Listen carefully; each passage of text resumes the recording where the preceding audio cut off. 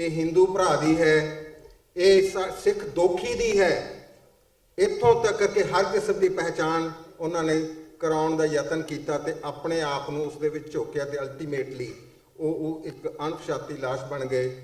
भैन जी नवकिरण कौर खालड़ा साडे च हाज़र ने। असीं इन्हां नूं सीस झुकाउने आ, क्योंकि सोचो ये उदों किड्डी क उमर होणगे जदों वो इत्थों संसार तो चले गए। अपने बच्चों मन सोचीए कि भी किड्डा वड्डा दुखांत हुंदा है जदों असीं आप घरे ना आईए ते साडे बच्चे किवें विलकदे ने। साडे कोल एग्जाम्पलां ने कि असीं ਸਿੰਘਾਂ ਨੂੰ जेलां 'ਚ बैठिਆਂ ਨੂੰ MP बनाया। बीबी परमजीत कौर खालड़ा इस समय मैदान 'ਚ जूझे हुए ने, कोई उन्होंने हरा नहीं सकता। जे हरावांगे तो साडी अणगहली हराएगी कि असीं पूरा यतन नहीं किया। पिछों पछताउण दा कोई फायदा नहीं। हुण असीं कल्ला कल्ला ये प्रण करिए कि भी उत्थे जिहड़े जिथे जिस तरीके नाल भी असीं मदद कर सकते हैं, वोटां राहीं, पैसे राहीं, जां अपने आप को एक एडवोकेट बन के इस गल का असीं वो यतन करिए। खुंझीए ना। वाहिगुरू जी का खालसा, वाहिगुरू जी की फतेह।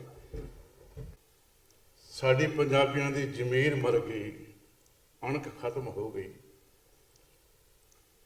सरदार जसवंत सिंह खालड़ा वो पंथ दर्दी, पंजाब दर्दी, गरीब दर्दी होंदियां होए वो कुर्बानी कर गए। असी एक दिन चेते करके मुड़ के भुल जाते हाँ। सो कहण नूं बहुत कुछ दिल करता है, पर कहीए तो फिर इंज मेरे ते फतवा लग जाता है। बाबा सजन कौड़ा बहुत बोलता है, की करिए, रोम रोम रोंदा है। अज जो साडे पंजाब की हालत होई हुई है, अज असीं इकट्ठे नहीं, इकत्तर नहीं, असीं चढ़ गए भेट कुर्सियां दी। अजे भी सानू किसी नूं अकल नहीं आई भी जिहड़े पंजाबियों नूं खा रहे ने, जिहड़े पंजाबियों नूं खत्म कर रहे ने, असीं एक जगह इकट्ठा होकर इन्हां नूं खत्म किदां करना है। पर हर पार्टी अपनी अपनी वक्री, मैनूं भावें तुसीं जो मर्जी कहो, मैं सच्ची गल कहणों नहीं रोक सकदा।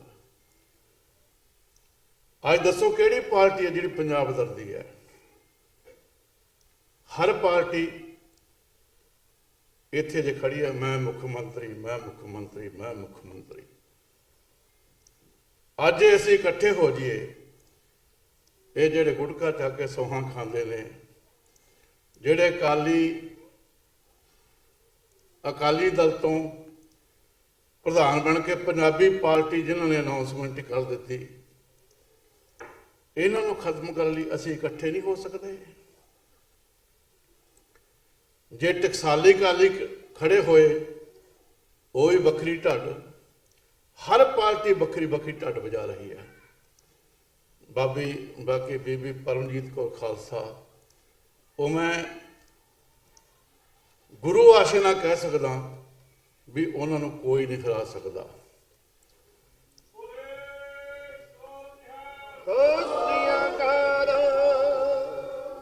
ज्यों तो प्रेम खेलन का चाओ, सिर धर तली गली मरियाओ।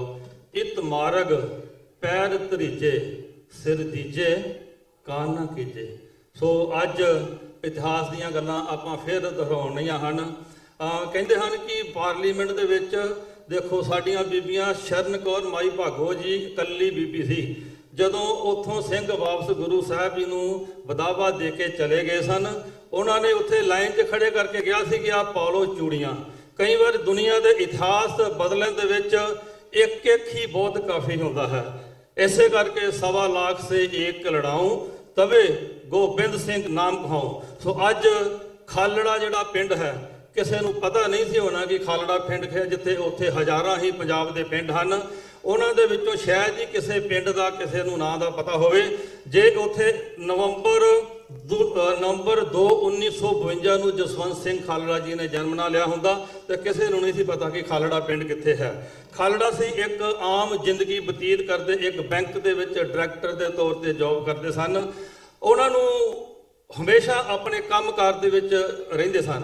ਜਦੋਂ ਉਹਨਾਂ ਦੇ ਨਾਲ ਦੇ ਕੁਲੀਗ ਪਿਆਰਾ ਸਿੰਘ, ਅਮਲੀਕ ਸਿੰਘ ਜੀ, ਜਦੋਂ ਉਹ ਲਾਪਤਾ ਹੋਏ, ਉਹਨਾਂ ਨੂੰ ਲੱਭਦੇ ਲੱਭਦੇ ਜਦੋਂ ਉਹ ਕਿਸੇ ਸ਼ਮਸ਼ਾਨ ਘਾਟ ਦੇ ਵਿੱਚ ਪਏ, ਉਹਨਾਂ ਨੂੰ ਪਤਾ ਲੱਗਿਆ ਕਿ ਉਹਨਾਂ ਦੇ ਨਾਲ ਤੇ ਉੱਥੇ ਕਈ ਹੀ ਵੱਡੀ ਲਿਸਟ ਉਹਨਾਂ ਲੱਭੀ, ਜਿਨ੍ਹਾਂ ਦੇ ਵਿੱਚ ਕਿ ਉਹਨਾਂ ਨੇ ਨਾਲ ਹੀ ਚੋਰ ਆਪਣੀ ਜਗ੍ਹਾ ਛੱਡ ਜਾਂਦੇ ਹਨ, ਕੋਈ ਨਿਸ਼ਾਨੀ, ਇੰਸਪੈਕਟਰਾਂ ਦੇ ਨਾਂ, ਜਿਨ੍ਹਾਂ ਨੇ ਉੱਥੋਂ ਬਾਲਣ ਲਿਆ ਸੀ, ਉਹਨਾਂ ਨੂੰ ਉਹ ਲਿਸਟ ਬਣੀ। ਉਹ ਪੜ੍ਹੇ ਲਿਖੇ ਹੋਣ ਦੇ ਬਾਵਜੂਦ ਉਹਨਾਂ ਨੇ ਸਾਰੇ ਪ੍ਰੂਫ ਇਕੱਠੇ ਕੀਤੇ। ਪ੍ਰੂਫ ਇਕੱਠੇ ਕਰਕੇ ਉਹਨਾਂ ਨੇ ਦੁਨੀਆ ਨੂੰ ਜਗਾਉਣ ਦੀ ਕੋਸ਼ਿਸ਼ ਕੀਤੀ। ਕੱਲੇ ਇੰਡੀਆ ਵਿੱਚ ਹੀ ਰਹਿੰਦੇ ਤੇ ਸ਼ਾਇਦ ਕੁਝ ਵੀ ਨਾ ਹੁੰਦਾ।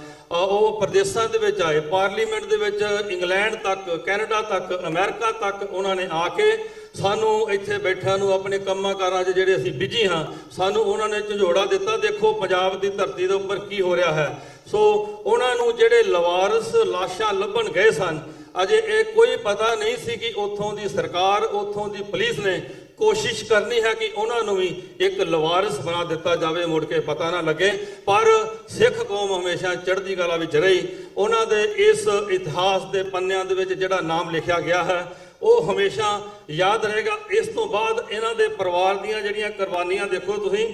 ਸਤੰਬਰ 6 1995 ਨੂੰ ਜਦੋਂ ਉਹ ਆਪਣੇ ਘਰ ਦੇ ਵਿੱਚ ਆਪਣੀ ਕਾਰ ਰੈਗੂਲਰ ਵਾਸ਼ ਕਰ ਰਹੇ ਸਨ, ਤਾਂ ਉਹਨਾਂ ਨੂੰ ਉਹਨਾਂ ਦੇ ਘਰੋਂ ਚੁੱਕ ਕੇ ਜਾ ਕੇ ਉਹਨਾਂ ਨੇ ਸ਼ਹੀਦ ਕੀਤਾ। ਉਹਨਾਂ ਦੇ ਦੋਸਤ ਨੇ, ਉਹ ਜਿਹੜੇ ਉਹਨਾਂ ਨੂੰ ਚੁੱਕਣ ਆਏ ਸੀ, ਉਹ ਪਛਾਣ ਲਿਆ, ਸ਼ਨਾਖਤ ਕੀਤੀ। CBI ਨੇ ਕਿੰਨੇ ਸਾਲਾਂ ਤੋਂ ਬਾਅਦ 10 ਸਾਲ ਕੋਈ ਚਾਰਜ ਨਹੀਂ ਲੱਗਾ। 10 ਸਾਲਾਂ ਤੋਂ ਬਾਅਦ ਚਾਰਜ ਲੱਗਣੇ ਸ਼ੁਰੂ ਹੋਏ। ਉਦੋਂ ਤੱਕ 1997 ਦੇ ਵਿੱਚ ਇੱਕ ਪੁਲਿਸ ਵਾਲਾ ਜਿਹੜਾ ਅਫਸਰ ਸੀ, ਉਹ ਸੁਸਾਈਡ ਵੀ ਕਰ ਗਿਆ। ਸੋ ਨਵੰਬਰ 18 2005 ਨੂੰ ਜਿਹੜੇ 6 ਪੁਲਿਸ ਵਾਲੇ ਸਨ, ਉਹਨਾਂ ਨੂੰ 7 ਸਾਲ ਦੀ ਸਜ਼ਾ ਸੁਣਾਈ ਗਈ। ਤੇ 16 ਅਕਤੂਬਰ 2007 ਨੂੰ ਪੰਜਾਬ ਹਰਿਆਣਾ ਕੋਰਟ ਨੇ ਇੱਕ ਬੈਂਚ ਬਣਾਇਆ, ਜਿਸ ਦੇ ਜਸਟਿਸ ਮਹਿਤਾਬ ਸਿੰਘ ਜੀ ਅਤੇ AN ਜਿੰਦਲ ਸਨ। ਉਹਨਾਂ ਨੇ ਕਿਹਾ ਕਿ ਇਹਨਾਂ ਨੂੰ 7 ਸਾਲ ਦੀ ਲਾਈਫ ਇੰਪ੍ਰਿਜ਼ਨਮੈਂਟ ਦੇਣੀ ਚਾਹੀਦੀ ਹੈ। ਉਹਨਾਂ ਨੂੰ ਫਿਰ ਉਹਨਾਂ ਨੂੰ ਲਾਈਫ ਇੰਪ੍ਰਿਜ਼ਨਮੈਂਟ ਹੋਈ। ਪਰ ਅਪ੍ਰੈਲ 11 2011 ਨੂੰ ਸੁਪਰੀਮ ਕੋਰਟ ਨੇ ਡਿਸਮਿਸ ਕੀ ਡਿਸਟਰਬਿੰਗ, ਉਦੋਂ ਦਾ ਜਿਹੜਾ ਡਿਸਟਰਬਿੰਗ ਟਾਈਮ ਸੀ, ਉਹ ਉਹਨਾਂ ਨੇ ਇਹ ਕਹਿ ਦਿੱਤਾ। ਸੋ ਅੱਜ ਸਾਨੂੰ ਇਸ ਸਾਰੇ ਪਰਿਵਾਰ ਨੂੰ ਜਿੱਥੇ ਖਾਲੜਾ ਸਾਹਿਬ ਦੇ ਜਾਣ ਤੋਂ ਬਾਅਦ ਇਹਨਾਂ ਦੇ ਪਰਿਵਾਰ ਨੇ ਜਿਹੜਾ ਇੱਕ ਖਾਲੜਾ ਸਾਹਿਬ ਦਾ ਮਿਸ਼ਨ ਫੜਿਆ ਹੋਇਆ ਸੀ, ਉਸੇ ਮਿਸ਼ਨ ਨੂੰ ਅੱਗੇ ਤੋਰਿਆ। ਆਪਾਂ ਨੂੰ ਪਤਾ ਹੈ ਕਿ ਘਰਾਂ ਦੇ ਵਿੱਚੋਂ ਜਦੋਂ ਕੋਈ ਜੀ ਚਲਾ ਜਾਂਦਾ ਹੈ ਤਾਂ ਮੁੜ ਕੇ ਕੀ ਹਾਲਾਤ ਹੁੰਦੇ ਹਨ, ਪਰ ਅਸੀਂ ਇਹਨਾਂ ਦੇ ਪਰਿਵਾਰ ਦੇ ਵੀ ਇੰਨੇ ਜ਼ਿਆਦਾ ਧੰਨਵਾਦ ਕਰਦੇ ਹਾਂ। ਅਸੀਂ ਇਹਨਾਂ ਨੂੰ ਸਾਰੇ ਹੀ ਦੁਨੀਆ 'ਚ ਵਸਦੇ, ਖਾਸ ਕਰ ਅੱਜ ਨਿਊਯਾਰਕ ਟਰਾਈ ਸਟੇਟ ਦਾ ਭਾਈਚਾਰਾ, ਇਹਨਾਂ ਨੂੰ ਸਲੂਟ ਕਰਦੇ ਹਾਂ ਕਿ ਇਹਨਾਂ ਨੇ ਇੰਨੀ ਲੰਮੀ ਲੜਾਈ ਲੜ ਕੇ ਇੱਕ ਵਾਰੀ ਫਿਰ ਦੱਸਿਆ ਕਿ ਜਿਹੜੀ ਸਿੱਖ ਕੌਮ ਹੈ ਉਹ ਹਿਊਮਨ ਰਾਈਟਸ ਦੇ ਅੰਦਰ ਰਹਿ ਕੇ ਕੰਮ ਕਰਦੀ ਹੈ। ਜਿਵੇਂ ਕਿ ਮੈਂ ਪਹਿਲਾਂ ਵੀ ਦੱਸਿਆ ਸੀ ਕਿ 9 ਸਾਲ ਦੀ ਉਮਰ ਵਿੱਚ ਗੁਰੂ ਨਾਨਕ ਦੇਵ ਜੀ ਸਨ, ਜਦੋਂ ਉਹਨਾਂ ਦੇ ਜਨੇਊ ਪਾਉਣ ਲੱਗੇ ਸੀ, ਉਹਨਾਂ ਕਿਹਾ ਮੈਂ ਜਨੇਊ ਨਹੀਂ ਪਾਉਣਾ, ਪੰਡਤ ਹਰਦਿਆਲ ਨੂੰ। ਤੇ ਬਾਅਦ ਦੇ ਵਿੱਚ 9ਵੇਂ ਪਾਤਸ਼ਾਹ, 9 ਸਾਲ ਦੀ ਉਮਰ ਸੀ ਗੁਰੂ ਗੋਬਿੰਦ ਸਿੰਘ ਜੀ ਦੀ, ਉਹਨਾਂ ਨੇ ਕਿਹਾ ਸੀ ਅਸੀਂ ਧੱਕੇ ਦੇ ਨਾਲ ਕਿਸੇ ਦਾ ਜਨੇਊ ਨਹੀਂ ਲਾਉਣਾ। ਉਹਨਾਂ ਨੇ ਗੁਰੂ ਤੇਗ ਬਹਾਦਰ ਜੀ ਦੀ ਕੁਰਬਾਨੀ ਦਿੱਤੀ ਸੀ। ਸੋ ਇਸੇ ਹਿਊਮਨ ਰਾਈਟਸ ਨੂੰ ਇਹਨਾਂ ਨੇ ਅੱਗੇ ਤੋਰਿਆ। ਧੱਕੇ ਨਾਲ ਕੋਈ ਧਰਮ ਨਹੀਂ ਬਦਲਣ ਦਾ ਸਾਡੇ ਗੁਰੂਆਂ ਨੇ ਸਾਨੂੰ ਸਿਖਾਇਆ ਸੀ। ਭਾਈ ਕਨ੍ਹਈਆ ਜੀ, ਅੱਜ ਦੇਖੋ ਰੈੱਡ ਕਰਾਸ ਦਾ ਚੱਲਦਾ ਹੈ, ਸਾਡੇ ਭਾਈ ਕਨ੍ਹਈਆ ਜੀ ਰੈੱਡ ਕਰਾਸ ਨਾਲ ਵੱਧ ਕੰਮ ਕਰਕੇ ਗਏ ਹਨ, ਪਰ ਇਹ ਆਪਣੇ ਮੈਸੇਜ ਜਿਹੜੇ ਹੈ ਦੁਨੀਆ ਦੇ ਵਿੱਚ ਪਹੁੰਚਾਉਣ ਦੇ ਵਿੱਚ ਨਾ ਕਾਮਯਾਬ ਰਹੇ ਹਾਂ। ਸੋ ਮੈਂ ਅੱਜ ਫਿਰ ਜਿੱਥੇ ਤੁਹਾਡਾ, ਸਾਡੀ ਭੈਣ ਨਵਕਿਰਨ ਕੌਰ ਜੀ ਖਾਲੜਾ, ਜਿਨ੍ਹਾਂ ਨੇ ਇੱਕ ਲੰਮੀ ਲੜਾਈ ਆਪਣੇ ਸਾਰੇ ਪਰਿਵਾਰ ਦੇ ਨਾਲ ਲੜ ਕੇ ਅੱਜ ਵੀ ਉਸੇ ਮਿਸ਼ਨ ਦੇ ਉੱਤੇ ਉਹ ਕਾਇਮ ਹਨ ਅਤੇ ਅੱਗੇ ਚੱਲਦੇ ਜਾ ਰਹੇ ਹਨ। ਮੈਂ ਇਹਨਾਂ ਦਾ ਬਹੁਤ ਧੰਨਵਾਦ, ਇਹ ਆਪਣਾ ਜਿਹੜਾ ਟਾਈਮ ਕੱਢ ਕੇ ਆਏ ਹਨ। ਉੱਥੇ ਅੱਜ ਮੈਂ ਫ੍ਰਿਜਨੋ ਜਿਹੜਾ ਕੈਲੀਫੋਰਨੀਆ ਹੈ, ਉੱਥੋਂ ਦੀ ਸੰਗਤ ਦਾ ਵੀ ਧੰਨਵਾਦ ਕਰਦਾ ਹਾਂ। ਜਿਵੇਂ ਆਪ ਜੀ ਨੂੰ ਪਤਾ ਹੈ, ਉੱਥੋਂ ਦੇ ਇੱਕ ਪਾਰਕ ਦਾ ਨਾਂ ਖਾਲੜਾ ਸਾਹਿਬ ਦੇ ਨਾਂ ਉੱਪਰ ਰੱਖਿਆ ਹੈ। ਉੱਥੋਂ ਦਾ ਜਿਹੜਾ ਇੱਕ ਕੌਂਸਲਮੈਨ ਸੀ, ਉਹਨਾਂ ਨੇ ਕਿਹਾ ਕਿ ਸਿੱਖ ਕੌਮ ਦੇ ਇਹ ਜੂਨੀਅਰ ਲੂਥਰ ਕਿੰਗ ਹਨ ਖਾਲੜਾ ਸਾਹਿਬ। ਸੋ ਜਿਹੜੇ ਵੀ ਸਾਡੇ ਨਾਲ ਇਹਨਾਂ ਕੰਟਰੀਆਂ ਦੇ ਵਿੱਚ ਸਾਥ ਦਿੰਦੇ ਹਨ, ਅਸੀਂ ਉਹਨਾਂ ਦੇ ਧੰਨਵਾਦ ਹਾਂ। ਖਾਸ ਕਰਕੇ ਅਸੀਂ ਅਮਰੀਕਾ, ਕੈਨੇਡਾ ਵਰਗੇ ਕੰਟਰੀ ਨੂੰ ਸਲੂਟ ਕਰਦੇ ਹਾਂ, ਜਿਨ੍ਹਾਂ ਨੇ ਕਿ ਦੇਖੋ ਮਿਲਵਾਕੀ ਦੇ ਅਟੈਕ ਤੋਂ ਬਾਅਦ ਆਪਣੇ ਫਲੈਗ ਡਾਊਨ ਕਰ ਦਿੱਤੇ। ਇੰਨਾ ਸਾਨੂੰ ਦੁਨੀਆ ਦੇ ਵਿੱਚ ਕਦੇ ਮਾਣ ਨਹੀਂ ਮਿਲਿਆ ਜਿੰਨਾ ਸਾਨੂੰ ਇਹਨਾਂ ਕੰਟਰੀਆਂ ਦੇ ਵਿੱਚ ਮਾਣ ਮਿਲਦਾ ਹੈ। God bless America. ਸੋ ਹੁਣ ਮੈਂ ਕਹਾਂਗਾ ਇੱਕ ਜਕਾਰੇ ਦੇ ਨਾਲ ਸਾਡੀ ਸਿੱਖ ਕੌਮ ਦਾ ਮਾਣ, ਸਾਡਾ ਸਾਰਿਆਂ ਦਾ ਮਾਣ, ਸਾਡਾ ਪੰਜਾਬੀਆਂ ਦਾ ਮਾਣ, ਮੈਂ ਉਹਨਾਂ ਨੂੰ ਸਟੇਜ ਤੇ ਬੁਲਾਉਣ ਜਾ ਰਿਹਾ ਹਾਂ। ਨਵਕਰਨ ਕੌਰ ਜੀ ਖਾਲੜਾ, ਬੋਲੇ ਸੋ ਨਿਹਾਲ। ਵਾਹਿਗੁਰੂ ਜੀ ਕਾ ਖਾਲਸਾ, ਵਾਹਿਗੁਰੂ ਜੀ ਕੀ ਫਤਿਹ।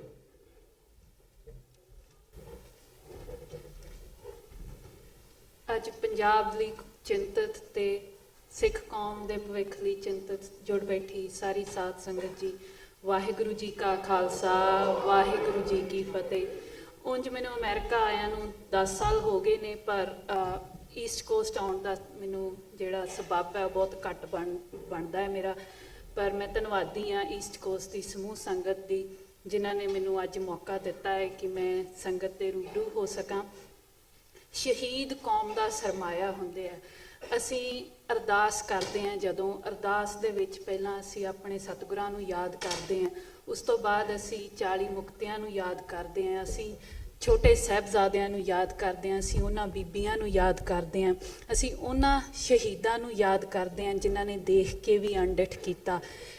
ਇੱਕ ਅਰਦਾਸ ਦੇ ਵਿੱਚ ਜਿਹੜਾ ਇਹ ਸਭ ਤੋਂ ਪਹਿਲਾਂ ਉਹਨਾਂ ਨੂੰ ਯਾਦ ਕਰਨ ਦਾ ਇੱਕ ਤਰੀਕਾ ਇੱਕ ਰੈਜ਼ੂਮੇ ਵਾਂਗੂ ਲੱਗਦਾ ਹੈ ਕਿ ਅਸੀਂ ਅਕਾਲ ਪੁਰਖ ਨੂੰ ਜਦੋਂ ਕੁਝ ਦਾਤਾਂ ਮੰਗਦੇ ਹਾਂ, ਸਤਿਗੁਰ ਤੋਂ ਬਹੁਤ ਕੁਝ ਮੰਗਦੇ ਹਾਂ, ਉਸ ਤੋਂ ਪਹਿਲਾਂ ਅਸੀਂ ਦੱਸਦੇ ਹਾਂ ਕਿ ਅਸੀਂ ਕਿਸ ਕੌਮ ਦੇ ਵਾਰਸ ਹਾਂ, ਸਾਡੀ ਬੈਕਗਰਾਉਂਡ ਕੀ ਹੈ, ਸਾਡੀਆਂ ਕ੍ਰੈਡੀਬਿਲਿਟੀਜ਼ ਕੀ ਹੈ, ਸਾਡੀ ਕੌਮ ਦੇ ਵਿੱਚ ਕੀ ਕੁਝ ਘਾਲੀ ਗਈ ਹੈ, ਉਹਦੇ ਸਦਕਾ ਅਸੀਂ ਸਤਿਗੁਰ ਤੋਂ ਮੰਗਦੇ ਹਾਂ।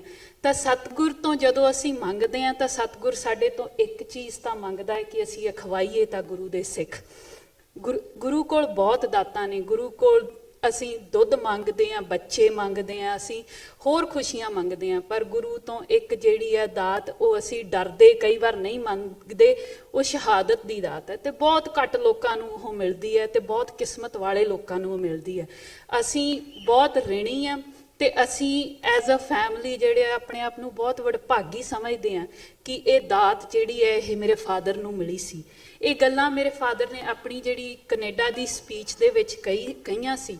ਉਹਨਾਂ ਨੇ ਕਿਹਾ ਸੀ ਕਿ ਸਿੱਖ ਕੌਮ ਦੇ ਬਹੁਤ ਮਸਲੇ ਨੇ, ਅਸੀਂ ਸਾਰੇ ਇੱਥੇ ਡਾਇਸਪੋਰਾ ਦੇ ਵਿੱਚ ਆਏ ਹੋਏ ਹਾਂ, ਸਾਡੀਆਂ ਸਾਰੀਆਂ ਦੀਆਂ ਆਪਣੀਆਂ ਨਿੱਜੀ ਜਿਹੜੀਆਂ ਪ੍ਰੈਫਰੈਂਸਿਸ ਆ ਕਿ ਅਸੀਂ ਕਿਹੜੀ ਲੜਾਈ ਕਿਹੜੇ ਪਲੇਟਫਾਰਮ 'ਤੇ ਲੜਨਾ ਚਾਹੁੰਦੇ ਹਾਂ। ਮੈਂ ਇਸ ਚੀਜ਼ ਨੂੰ ਗਲਤ ਨਹੀਂ ਮੰਨਦੀ ਕਿ ਜੇ ਅਸੀਂ ਆਪੋ ਆਪਣੀਆਂ ਜਥੇਬੰਦੀਆਂ ਦੇ ਵਿੱਚ ਯਤਨਸ਼ੀਲ ਹਾਂ, ਇਹ ਸਾਡੇ DNA ਦੇ ਵਿੱਚ ਆ, ਸਾਡੀ ਜਿਹੜੀ ਐਕਟਿਵਿਜ਼ਮ ਆ ਉਹ ਸਾਡੇ DNA ਦੇ ਵਿੱਚ ਆ। ਪਰ ਕੁਝ ਮੁੱਦੇ ਸਾਡੇ ਐਸੇ ਹੋਣੇ ਚਾਹੀਦੇ ਆ ਕਿ ਜਿਹੜੇ ਸਾਡੀ ਕੌਮ ਨੂੰ ਇੱਕ ਪਲੇਟਫਾਰਮ 'ਤੇ ਇਕੱਠਾ ਕਰਨ। ਤੇ ਮਨੁੱਖੀ ਹੱਕਾਂ ਦਾ ਮੁੱਦਾ ਜਿਹੜਾ ਜਦੋਂ ਸਿੱਖ ਕੌਮ ਜਦੋਂ ਖਾਲਸੇ ਨੂੰ ਸਾਜਿਆ ਗਿਆ ਸੀ ਤਾਂ ਖਾਲਸੇ ਨੂੰ ਮਨੁੱਖੀ ਹੱਕਾਂ ਦੀ ਰਾਖੀ ਕਰਨ ਲਈ ਸਾਜਿਆ ਗਿਆ ਸੀ, ਨਾ ਸਿਰਫ ਆਪਣੇ ਪਰ ਸਾਰੀ ਦੁਨੀਆ ਦੇ ਮਨੁੱਖੀ ਹੱਕਾਂ ਦੀ ਰਾਖੀ ਕਰਨ ਲਈ ਸਾਜਿਆ ਗਿਆ ਸੀ। ਪਰ ਅੱਜ ਜੋ ਹਾਲਾਤ ਸਾਡੇ ਸਾਹਮਣੇ ਨੇ, ਅਸੀਂ ਆਪਣੇ ਹੀ ਮਨੁੱਖੀ ਹੱਕ ਜਿਹੜੇ ਉਹ ਨਹੀਂ ਬਚਾ ਪਾ ਰਹੇ, ਅਸੀਂ ਆਪਣੇ ਹੀ ਮਨੁੱਖੀ ਹੱਕਾਂ ਨੂੰ ਜਸਟੀਫਾਈ ਨਹੀਂ ਕਰ ਪਾ ਰਹੇ, ਤਾਂ ਅਸੀਂ ਬਾਕੀ ਦੁਨੀਆ ਦੇ ਮਨੁੱਖੀ ਹੱਕਾਂ ਦੀ ਗੱਲ ਕਿਵੇਂ ਕਰਾਂਗੇ। ਜਸਵੰਤ ਸਿੰਘ ਖਾਲੜਾ ਦੇ ਹਿੱਸੇ ਕੌਮੀ ਲੜਾਈ ਜਿਹੜੀ ਬਹੁਤ ਵੱਡੀ ਆ, ਉਹਦੇ ਵਿੱਚੋਂ ਇੱਕ ਛੋਟਾ ਜਿਹਾ ਹਿੱਸਾ ਆਇਆ ਸੀ, ਉਹ ਮਨੁੱਖੀ ਹੱਕਾਂ ਦਾ ਸੀ। ਤੇ ਇਸ ਹਿੱਸੇ ਨੂੰ ਹੀ ਉਹਨਾਂ ਨੇ ਜਿਹੜਾ ਹੈ ਉਹ ਅੱਗੇ ਵਧਾਇਆ। ਉਹਨਾਂ ਦੀ ਸ਼ਹਾਦਤ ਜਿਹੜੀ ਆ ਉਹ ਪੰਜਾਬ ਦੇ ਵਿੱਚ ਜੋ ਲਾਵਾਰਸ ਲਾਸ਼ਾਂ ਦੀ ਗੱਲ ਸੀਗੀ, ਮੇਰੇ ਤੋਂ ਪਹਿਲਾਂ ਬਹੁਤ ਹੀ ਸੂਝਵਾਨ ਤੇ ਬਹੁਤ ਹੀ ਐਕਸਪੀਰੀਅੰਸਡ ਜਿਹੜੇ ਬੁਲਾਰੇ ਬੋਲ ਕੇ ਗਏ ਆ। ਪੰਜਾਬ ਦੇ ਵਿੱਚ ਜਾਂ ਹਿੰਦੁਸਤਾਨ ਜਾਂ ਭਾਰਤ ਦੇ ਵਿੱਚ ਜਿਹੜੇ ਆ ਬਹੁਤ ਤਰ੍ਹਾਂ ਦੇ ਹਿਊਮਨ ਰਾਈਟਸ ਵਾਇਓਲੇਸ਼ਨ ਹੁੰਦੇ ਆ, ਤੇ ਉਹਦੇ ਵਿੱਚੋਂ ਇੱਕ ਛੋਟਾ ਜਿਹਾ ਮਸਲਾ ਸੀ ਜਿਹੜਾ ਲਾਵਾਰਸ ਲਾਸ਼ਾਂ ਦਾ ਸੀਗਾ। ਬਹੁਤ ਕਤਲੋਗਾਰਤ ਹੋਈ ਹੈ, ਪਰ ਦੁਨੀਆ ਦੇ ਪੜ੍ਹੇ ਲਿਖੇ ਲੋਕ ਇਤਬਾਰ ਨਹੀਂ ਕਰਦੇ। ਜਦੋਂ ਅਸੀਂ ਸਟੇਜਾਂ ਤੋਂ ਜਾ ਕੇ ਕਹਿੰਦੇ ਹਾਂ ਕਿ ਅਬਾਊਟ 2 ਮਿਲੀਅਨ ਮਾਰਤਾ, ਅਬਾਊਟ 3 ਮਿਲੀਅਨ ਮਾਰਤਾ, ਲੋਕ ਫੈਕਟ ਮੰਗਦੇ ਆ, ਲੋਕ ਫਿਗਰਾਂ ਮੰਗਦੇ ਆ। ਤੇ ਪੰਜਾਬ ਦੇ ਵਿੱਚ ਜਿਹੜੀ ਗਾਥਾ ਜਸਵੰਤ ਸਿੰਘ ਖਾਲੜਾ ਨੇ ਪਾਈ ਸੀ, ਉਹ ਸਿਰਫ ਤੇ ਸਿਰਫ ਲਾਵਾਰਸ ਲਾਸ਼ਾਂ ਦੀ ਸੀ, ਜਿਹੜੇ ਸ਼ਮਸ਼ਾਨ ਘਾਟ ਦੇ ਵਿੱਚ ਲਾਵਾਰਸ ਕਰਾਰ ਦੇ ਕੇ ਸਾੜ ਦਿੱਤੇ ਗਏ ਸੀ। ਉਹਦੇ ਤੋਂ ਕਿਤੇ ਜ਼ਿਆਦਾ ਲਾਸ਼ਾਂ ਦਰਿਆਵਾਂ ਦੇ ਵਿੱਚ ਰੋੜੀਆਂ ਗਈਆਂ ਸੀ। ਜਸਵੰਤ ਸਿੰਘ ਖਾਲੜਾ ਦੀ ਆਪਣੀ ਲਾਸ਼ ਵੀ ਦਰਿਆ ਦੇ ਵਿੱਚ ਰੋੜੀ ਗਈ ਸੀ। ਸੋ ਸਾਡੇ ਕੌਮ ਦੀ ਇਹ ਤਰਾਸਦੀ ਹੈ ਕਿ ਸਾਡੇ ਕੋਲ ਅੱਜ ਤੱਕ ਉਹਨਾਂ ਲਾਸ਼ਾਂ ਦੇ ਹਿਸਾਬ ਵੀ ਨਹੀਂ ਨੇ। ਜਸਵੰਤ ਸਿੰਘ ਖਾਲੜਾ ਨੂੰ 6 ਸਤੰਬਰ 1995 ਨੂੰ ਉਹਨਾਂ ਦੇ ਆਪਣੇ ਘਰੋਂ ਚੱਕਿਆ ਗਿਆ। 9 ਸਤੰਬਰ 1995 ਨੂੰ ਜਿਹੜੀ ਹੈ ਖਾਲੜਾ ਮਿਸ਼ਨ ਜਾਂ ਜਿਹੜੇ ਉਸ ਵੇਲੇ ਜਸਵੰਤ ਸਿੰਘ ਖਾਲੜਾ ਦੇ ਨਾਲ ਕੰਮ ਕਰਦੇ ਸੀ ਹਿਊਮਨ ਰਾਈਟਸ ਦੇ, ਤੇ ਮੇਰੇ ਮਦਰ, ਇਹਨਾਂ ਨੇ ਉੱਥੋਂ ਦੀ ਸੁਪਰੀਮ ਕੋਰਟ ਦੇ ਵਿੱਚ ਜਿਹੜਾ ਇਹ ਕੇਸ ਜਿਹੜਾ ਜਸਵੰਤ ਸਿੰਘ ਨੂੰ ਚੱਕਣ ਦਾ ਤੇ ਉਹਨਾਂ ਨੂੰ ਕਿਉਂ ਚੱਕਿਆ ਗਿਆ, ਉਹਨਾਂ ਨੇ ਕਿਹੜੀ ਗੱਲ ਕੀਤੀ ਸੀ ਜਿਹਦੇ ਕਰਕੇ ਉਹਨਾਂ ਨੂੰ ਚੱਕਿਆ ਗਿਆ, ਉਹ ਸੁਪਰੀਮ ਕੋਰਟ ਦੇ ਵਿੱਚ ਪਾਇਆ। ਉਹ ਕੇਸ ਜਿਹੜਾ ਹੈ ਉੱਥੋਂ ਦੀਆਂ ਅਦਾਲਤਾਂ ਦੇ ਵਿੱਚ ਟੋਟਲ 18 ਸਾਲ ਚੱਲਿਆ, ਪਰ ਉਸ ਕੇਸ ਦੇ ਵਿੱਚ ਹੱਲੇ ਤਾਈਂ ਅਸੀਂ ਸਿਰਫ ਇੱਕ ਖਾਲੜਾ ਕੇਸ ਜਾਂ ਕੁਝ ਚੁਣਿੰਦੇ ਕੇਸ ਜੋ ਪੰਜਾਬ ਦੇ ਵਿੱਚ ਹੈ ਉਹਨਾਂ ਦੀ ਹੀ ਗੱਲ ਪਾ ਸਕੇ ਹਾਂ। ਅਸੀਂ 24 ਸਾਲ ਜਸਵੰਤ ਸਿੰਘ ਖਾਲੜਾ ਦੇ ਚੱਕੇ ਜਾਣ ਤੋਂ ਬਾਅਦ ਦੇ ਟਾਈਮ ਦੀ ਗੱਲ ਕਰਦੀ ਹਾਂ, ਉਸ ਤੋਂ ਪਹਿਲਾਂ ਤੋਂ ਅਸੀਂ ਜਿਹੜਾ ਇਹ ਸੰਤਾਪ ਭੋਗ ਰਹੇ ਹਾਂ। 24 ਸਾਲ ਅਸੀਂ ਜਿਹੜਾ ਪੰਜਾਬ ਤੇ ਇੰਡੀਆ ਦੇ ਜਿਹੜੇ ਸਿਆਸੀ ਲੋਕਾਂ ਦੇ ਮੂੰਹ ਵੱਲ ਦੇਖਦੇ ਰਹੇ ਕਿ ਇਹ ਕਦੋਂ ਇਨਸਾਫ ਕਰਨਗੇ, ਕਿਉਂਕਿ ਇਨਸਾਫ ਕੱਲਾ ਕੋਰਟਾਂ ਕਚਹਿਰੀਆਂ ਦੇ ਵਿੱਚ ਨਹੀਂ ਹੁੰਦਾ। ਜਦੋਂ ਤੱਕ ਸਰਕਾਰਾਂ ਜਿਹੜੀਆਂ ਹੈ ਉਹ ਇੱਕ ਸਿਸਟਮ ਨਹੀਂ ਬਣਾ ਦਿੰਦੀਆਂ ਇਨਸਾਫ ਕਰਨ ਦਾ, ਉਦੋਂ ਤੱਕ ਇਨਸਾਫ ਨਹੀਂ ਮਿਲਦਾ। 1998 ਦੇ ਵਿੱਚ ਅਸੀਂ ਇੱਕ ਇੰਡੀਪੈਂਡੈਂਟ ਜਿਹੜਾ ਕਮਿਸ਼ਨ ਬਣਾਉਣ ਦੀ ਕੋਸ਼ਿਸ਼ ਕੀਤੀ ਸੀ, ਜਿਹਦੇ ਵਿੱਚ ਰਿਟਾਇਰਡ ਜੱਜ ਸੁਪਰੀਮ ਕੋਰਟ ਦੇ ਉਹ ਜਸਟਿਸ ਕੁਲਦੀਪ ਸਿੰਘ ਉਹਨਾਂ ਨੂੰ ਸੱਦਿਆ ਗਿਆ ਸੀ। ਉਹਦੀਆਂ ਇੱਕ ਦੋ ਤਰੀਕਾਂ ਵੀ ਚੰਡੀਗੜ੍ਹ ਦੇ ਵਿੱਚ ਪੈ ਗਈਆਂ ਸੀ, ਪਰ ਉਸ ਸਮੇਂ ਦੀ ਮੌਜੂਦਾ ਸਰਕਾਰ ਜੋ ਸੀ ਸਰਦਾਰ ਬਾਦਲ ਦੀ, ਉਹਨਾਂ ਨੇ ਉਹ ਕਮਿਸ਼ਨ ਵੀ ਬੰਦ ਕਰ ਦਿੱਤਾ। ਉਹਨਾਂ ਨੇ ਪੰਜਾਬ ਦੇ ਵਿੱਚ ਜਿਹੜੀ ਇੱਕ ਪਾਸੇ ਦੋ ਰਵਾਇਤੀ ਪਾਰਟੀਆਂ ਨੇ, ਤੇ ਜੇ ਇੱਕ ਪਾਸੇ ਇੱਕ ਪਾਰਟੀ ਨੇ ਸਾਡੇ ਕਤਲਾਂ ਦੀ ਜਿਹੜੀ ਆ ਉਹ ਆਰਡਰ ਦਿੱਤੇ ਸੀ, ਤਾਂ ਦੂਜਿਆਂ ਨੇ ਉਹਦੇ ਬਾਰੇ ਕੋਈ ਵੀ ਇਨਕੁਆਇਰੀ ਜਿਹੜੀ ਆ ਹੋਣ ਤੋਂ ਬੰਦ ਕਰ ਦਿੱਤੀ ਸੀ। ਜਸਵੰਤ ਸਿੰਘ ਖਾਲੜਾ ਨੇ ਆਪਣਾ ਸਿਆਸੀ ਸਫ਼ਰ ਜਿਹੜਾ ਉਹਦੇ ਵਿੱਚ ਬਹੁਤ ਫੇਜ਼ ਸੀ ਉਹਨਾਂ ਦੇ। ਉਹ ਪਹਿਲਾਂ ਜਿਹੜਾ ਹੈ ਉਹ ਸਟੂਡੈਂਟ ਯੂਨੀਅਨਾਂ ਦੇ ਵਿੱਚ ਵੀ ਰਹੇ ਆ, ਨਕਸਲਾਈਟ ਮੂਵਮੈਂਟ ਦੇ ਵਿੱਚ ਵੀ ਰਹੇ ਆ, ਦਮਨ ਵਿਰੋਧੀ ਫਰੰਟ ਦੇ ਵਿੱਚ ਵੀ ਰਹੇ ਆ, ਫਿਰ ਉਹ ਸ਼੍ਰੋਮਣੀ ਅਕਾਲੀ ਦਲ ਮਾਨ ਦੇ ਵਿੱਚ, ਉਸ ਤੋਂ ਬਾਅਦ ਸ਼੍ਰੋਮਣੀ ਅਕਾਲੀ ਦਲ ਜਦੋਂ ਇਕੱਠੇ ਹੋਏ ਉਹਦੇ ਹਿਊਮਨ ਰਾਈਟਸ ਵਿੰਗ ਦੇ ਜਿਹੜੇ ਉਹ ਜਨਰਲ ਸੈਕਟਰੀ ਰਹੇ। ਜੋ ਪਾਰਟੀ ਅੱਜ ਇੱਕ ਪਰਿਵਾਰ ਦੀ ਨਿੱਜੀ ਜਿਹੜੀ ਆ ਉਹ ਪ੍ਰਾਪਰਟੀ ਬਣ ਕੇ ਰਹਿ ਗਈ ਆ। ਅਸੀਂ ਡੈਮੋਕ੍ਰੇਸੀ ਦੀ ਗੱਲ ਕਰਦੇ ਹਾਂ ਤਾਂ ਸਾਨੂੰ ਆਪਣੀਆਂ ਪਾਰਟੀਆਂ ਦੇ ਵਿੱਚ ਵੀ ਡੈਮੋਕ੍ਰੇਸੀ ਲਿਆਉਣ ਦੀ ਲੋੜ ਹੈ। ਅੱਜ ਜੋ ਖਡੂਰ ਸਾਹਿਬ ਦੀ ਸੀਟ ਹੈ, ਖਡੂਰ ਸਾਹਿਬ ਦੀ ਸੀਟ ਸਾਡਾ ਕੋਈ ਨਿੱਜੀ ਸਵਾਰਥ ਇਹ ਨਹੀਂ ਹੈ ਕਿ ਅਸੀਂ MP ਬਣਨਾ ਚਾਹੁੰਦੇ ਹਾਂ। ਅਸੀਂ ਪੰਜਾਬ ਦੀ ਸਿਆਸਤ ਜੋ ਹੈ ਉਹਨੂੰ ਮੋੜਾ ਦੇਣਾ ਚਾਹੁੰਦੇ ਹਾਂ, ਤਾਂ ਕਿ ਮੁੱਦੇ ਜੋ ਪੰਜਾਬ ਦੇ ਹੈ, ਜੋ ਅੱਜ ਤੁਸੀਂ ਬਾਕੀ ਸੀਟਾਂ ਦੇ ਵਿੱਚ ਦੋਵੇਂ ਰਵਾਇਤੀ ਪਾਰਟੀਆਂ ਦੀਆਂ ਜਿਹੜੀਆਂ ਮੈਨੀਫੈਸਟੋਜ਼ ਆ, ਜਾਂ ਦੋਵੇਂ ਰਵਾਇਤੀ ਪਾਰਟੀਆਂ ਦੇ ਜਿਹੜੇ ਨੁਮਾਇੰਦੇ ਨੇ, ਉਹ ਉਹਨਾਂ ਦੇ ਗੱਲਾਂ ਦੇ ਵਿੱਚੋਂ ਪੰਜਾਬ ਦੇ ਮੁੱਦੇ ਜਿਹੜੇ ਆ ਉਹ ਗਾਇਬ ਨੇ। ਅਸੀਂ ਚਾਹੁੰਦੇ ਹਾਂ ਕਿ ਅਸੀਂ ਬਾਰ-ਬਾਰ ਜਿਹੜਾ ਹੈ ਇਹ ਮੁੱਦੇ ਉਠਾਈਏ, ਕਿਉਂਕਿ ਮਨੁੱਖੀ ਹੱਕਾਂ ਦੀ ਗੱਲ ਜਾਂ ਪੰਜਾਬ ਦੀ ਜਿਹੜੀ ਲਾਸ਼ਾਂ ਦੀ ਗੱਲ ਹੈ ਜਾਂ ਘਾਣ ਦੀ ਗੱਲ ਹੈ, ਉਹ ਸਿਰਫ ਤੇ ਸਿਰਫ ਉਹਨਾਂ ਦਹਾਕਿਆਂ ਦੇ ਵਿੱਚ ਖਤਮ ਨਹੀਂ ਹੋਈ, ਉਹ ਕਿਸੇ ਨਾ ਕਿਸੇ ਹੋਰ ਰੂਪ ਦੇ ਵਿੱਚ ਜਿਹੜੀ ਉਹ ਸਾਡੇ ਸਾਹਮਣੇ ਆ ਰਹੀ ਹੈ। ਇੱਕ ਵਰਲਡ ਵਾਰ 2 ਦੇ ਵਿੱਚ ਇੱਕ ਬੜੀ ਫੇਮਸ ਪੋਇਮ ਹੈ, ਉਹਦਾ ਮੈਂ ਪੰਜਾਬੀ 'ਚ ਹੀ ਤਰਜਮਾ ਕਰੂੰਗੀ ਕਿ ਸਭ ਤੋਂ ਪਹਿਲਾਂ ਉਹਨਾਂ ਨੇ ਜਿਹੜਾ ਹੈ ਉਹ ਸੋਸ਼ਲਿਸਟਾਂ ਨੂੰ ਮਾਰਿਆ। ਮੈਂ ਇਸ ਲਈ ਚੁੱਪ ਸਾਂ ਕਿਉਂਕਿ ਮੈਂ ਸੋਸ਼ਲਿਸਟ ਨਹੀਂ ਸੀ। ਉਸ ਤੋਂ ਬਾਅਦ ਉਹਨਾਂ ਨੇ ਟ੍ਰੇਡ ਯੂਨੀਅਨਿਸਟਾਂ ਨੂੰ ਮਾਰਿਆ। ਮੈਂ ਇਸ ਲਈ ਚੁੱਪ ਸਾਂ ਕਿਉਂਕਿ ਮੈਂ ਟ੍ਰੇਡ ਯੂਨੀਅਨਿਸਟ ਨਹੀਂ ਸੀ। ਉਸ ਤੋਂ ਬਾਅਦ ਉਹਨਾਂ ਨੇ ਯਹੂਦੀਆਂ ਨੂੰ ਮਾਰਿਆ। ਮੈਂ ਇਸ ਲਈ ਚੁੱਪ ਸਾਂ ਕਿਉਂਕਿ ਮੈਂ ਯਹੂਦੀ ਨਹੀਂ ਸੀ। ਉਸ ਤੋਂ ਬਾਅਦ ਉਹ ਮੈਨੂੰ ਮਾਰਨ ਆਏ, ਪਰ ਉਸ ਵਕਤ ਤੱਕ ਕੋਈ ਹੋਰ ਬਚਿਆ ਹੀ ਨਹੀਂ ਸੀ ਜੋ ਮੇਰੇ ਬਾਰੇ ਬੋਲੇ। ਸੋ ਇਹ ਸਾਡੀ ਤਰਾਸਦੀ ਹੈ ਕਿ ਸਾਡੇ ਪੰਜਾਬ ਦੇ ਵਿੱਚ ਸਾਡੇ ਸਤਿਗੁਰਾਂ ਦੀ ਸਰਬ ਸਾਂਝੀਵਾਲਤਾ ਦਾ ਜੋ ਸਿਧਾਂਤ ਹੈ, ਅਸੀਂ ਚੁੱਪ ਬੈਠੇ ਰਹਿੰਦੇ ਹਾਂ ਜਦੋਂ ਕਿਸੇ ਦੂਜੀ ਧਿਰ ਜਾਂ ਦੂਜੀ ਬਰਾਦਰੀ ਜਾਂ ਦੂਜੀ ਕੌਮ ਦੇ ਨਾਲ ਕੋਈ ਵੀ ਮੁਸ਼ਕਲ ਦੀ ਘੜੀ ਆਉਂਦੀ ਹੈ। ਪਰ ਇਹ ਯਾਦ ਰੱਖਿਓ ਕਿ ਕਿਸੇ ਵੇਲੇ ਨਕਸਲਾਈਟ ਮੂਵਮੈਂਟ ਜਦੋਂ ਉਦੋਂ ਵੀ ਸਰਕਾਰਾਂ ਨੇ ਉਦੋਂ ਵੀ ਮੁੰਡੇ ਮਾਰੇ, ਉਸ ਤੋਂ ਬਾਅਦ ਜਿਹੜੀ ਸਿੱਖ ਲਹਿਰ ਆਈ ਹੈ ਉਦੋਂ ਵੀ ਮੁੰਡੇ ਮਾਰੇ, ਉਸ ਤੋਂ ਬਾਅਦ ਜੋ ਪੰਜਾਬ ਨੂੰ ਨਸ਼ਿਆਂ ਦੀ ਅੱਗ ਦੇ ਵਿੱਚ ਝੋਕ ਦਿੱਤਾ ਗਿਆ, ਇਹ ਵੀ ਇੱਕ ਸੋਚੀ ਸਮਝੀ ਪੋਲੀਟੀਕਲ ਸਾਜ਼ਿਸ਼ ਹੈ। ਤੁਹਾਨੂੰ ਸਭ ਨੂੰ ਪਤਾ ਹੈ ਕਿ ਨਸ਼ੇ ਜਿਹੜੇ ਆ ਉਹ ਐਡਮਿਨਿਸਟ੍ਰੇਸ਼ਨ ਤੇ ਪੋਲੀਟੀਕਲ ਪਾਰਟੀਆਂ ਦੇ ਜਿਹੜੇ ਸਪੋਰਟ ਤੋਂ ਬਿਨਾਂ ਨਹੀਂ ਚੱਲ ਸਕਦੇ। ਪਰ ਅੱਜ ਜੋ ਸਾਡੇ ਸਟੇਜਾਂ ਦੇ ਉੱਤੇ ਇੱਕ ਦੂਜੇ ਤੇ ਸਿਰਫ ਤੌਹਮਤਬਾਜ਼ੀ ਇਸ ਗੱਲ ਤੇ ਲਾਈ ਜਾ ਰਹੀ ਹੈ ਕਿ ਕਿਹਦੇ ਰਾਜ ਦੇ ਵਿੱਚ ਵੱਧ ਨਸ਼ੇ ਵਿਕੇ ਸੀ, ਕੋਈ ਇਸ ਗੱਲ ਬਾਰੇ ਵਿਚਾਰ ਨਹੀਂ ਕਰ ਰਿਹਾ ਕਿ ਨਸ਼ੇ ਬੰਦ ਕਿਵੇਂ ਕਰਨੇ ਆ। ਕੋਈ ਇਸ ਗੱਲ ਬਾਰੇ ਵਿਚਾਰ ਨਹੀਂ ਕਰ ਰਿਹਾ ਕਿ ਸਾਡੇ ਛੋਟੇ ਕਿਸਾਨੀ ਜਿਹੜੀ ਹੈ, ਛੋਟੇ ਕਿਸਾਨ ਜਿਹੜੇ ਨੇ ਉਹ ਖੁਦਕੁਸ਼ੀਆਂ ਵੱਲ ਨੂੰ ਵੱਧ ਰਹੇ ਨੇ ਤੇ ਉਹਨਾਂ ਦਾ ਅਸੀਂ ਕਿਵੇਂ ਜਿਹੜਾ ਹੈ ਬਚਾਅ ਕਰਨਾ ਹੈ। ਸੋ ਇਹ ਸਾਰੇ ਮਸਲੇ ਸਾਡੇ ਸਾਂਝੇ ਨੇ, ਇਹ ਕਿਸੇ ਪਾਰਟੀ ਦਾ ਮਸਲਾ ਨਹੀਂ, ਇਹ ਪੰਜਾਬ ਦਾ ਮਸਲਾ ਹੈ।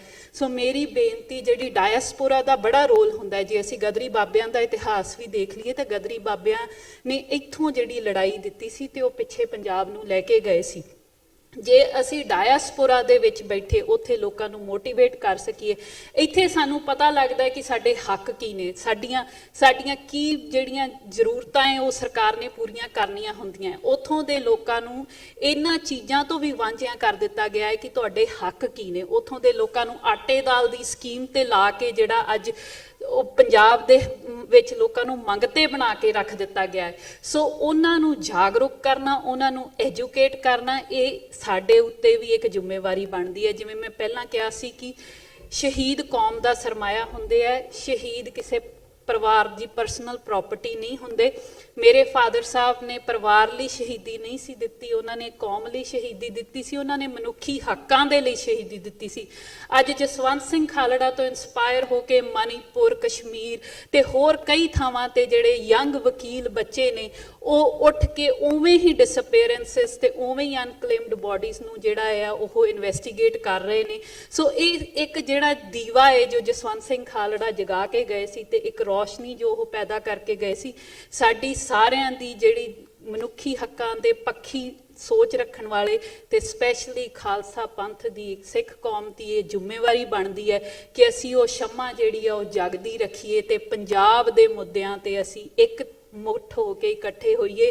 ਕਿਸੇ ਵੀ ਪਾਰਟੀ ਜਾਂ ਕਿਸੇ ਵੀ ਤੁਸੀਂ ਫਲਸਫੇ ਨੂੰ ਮੰਨਦੇ ਹੋ, ਪਰ ਜੋ ਪੰਜਾਬ ਹੈ ਉਸ ਨੂੰ ਅੱਜ ਬਚਾਉਣ ਦੀ ਲੋੜ ਹੈ ਤੇ ਖਡੂਰ ਸਾਹਿਬ ਦੀ ਸੀਟ ਤੋਂ ਸਾਡੇ ਲਈ ਇਹ ਫੈਸਲਾ ਲੈਣਾ ਕਿ ਜਿਹੜਾ ਅਸੀਂ ਇਲੈਕਸ਼ਨ ਦੇ ਵਿੱਚ ਆਉਣਾ ਹੈ, ਕਿਉਂਕਿ ਸਿਆਸੀ ਜਿਹੜਾ ਸਾਡਾ ਵਾਹ ਰਿਹਾ ਹੈ ਉਹ ਐਜ਼ ਅ ਐਕਟਿਵਿਸਟ ਰਿਹਾ। ਅਸੀਂ ਸਿਆਸਤਦਾਨਾਂ ਨੂੰ ਜਾਣਿਆ ਹੈ, ਅਸੀਂ ਸਿਆਸਤਦਾਨਾਂ ਦੇ ਨਾਲ ਭਿੜੇ ਵੀ ਹਾਂ, ਪਰ ਅੱਜ ਤੱਕ ਅਸੀਂ ਚੋਣ ਪਿੜ ਦੇ ਵਿੱਚ ਨਹੀਂ ਸੀ ਆਏ। ਪਰ ਜਦੋਂ 24 ਸਾਲਾਂ ਤੱਕ ਕਿਸੇ ਵੀ ਪਾਰਟੀ ਨੇ ਜਿਹੜੀ ਉਹ ਬੰਦ ਹੀ ਕਰ ਦਿੱਤੀ ਪੰਜਾਬ ਦੀ ਗੱਲ ਕਰਨੀ, ਪੰਜਾਬ ਦੇ ਮੁੱਦਿਆਂ ਦੀ ਗੱਲ ਕਰਨੀ, ਤਾਂ ਸਾਨੂੰ ਇਹ ਫੈਸਲਾ ਲੈਣਾ ਪਿਆ ਕਿ ਅਸੀਂ ਆਪ ਇਸ ਮੈਦਾਨ ਦੇ ਵਿੱਚ ਉਤਰੀਏ ਤਾਂ ਕਿ ਲੋਕਾਂ ਨੂੰ ਜਾਗਰੂਕ ਕੀਤਾ ਜਾ ਸਕੇ ਕਿ 24 ਸਾਲ ਜਸਵੰਤ ਸਿੰਘ ਖਾਲੜਾ ਦੇ ਚੱਕੇ ਜਾਣ ਤੋਂ ਬਾਅਦ ਵੀ ਇੱਥੇ ਕੋਈ ਗੱਲ ਨਹੀਂ ਹੋਈ ਤੇ ਅੱਜ ਦੀ ਡੇਟ ਦੇ ਵਿੱਚ ਪੰਜਾਬ ਦੇ ਵਿੱਚੋਂ ਪੰਜਾਬ ਦਾ ਮੁੱਦਾ ਇਹਨਾਂ ਨੇ ਟੋਟਲੀ ਗਾਇਬ ਕਰ ਦਿੱਤਾ।